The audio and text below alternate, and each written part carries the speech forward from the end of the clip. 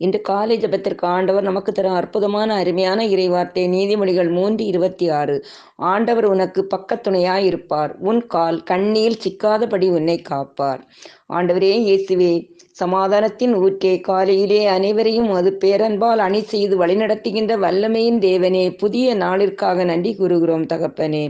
உமது உயிருள்ள வார்த்தையில் எங்களை வலுப்படுத்தி எங்களுக்கு வாழ்வு தந்து கொண்டிருக்கிறவரே, உம்மை ஆராதிக்கிறோம்.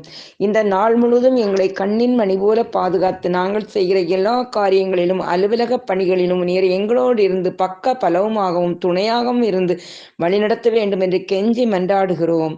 உமக்கு விருப்பமில்லாமல் வாழ்ந்தபோதும் எங்கள் குற்றம் குறைகளை மன்னித்து தொடர்ந்து உமது பேரன்பால் அன்பு செய்கிறீர்.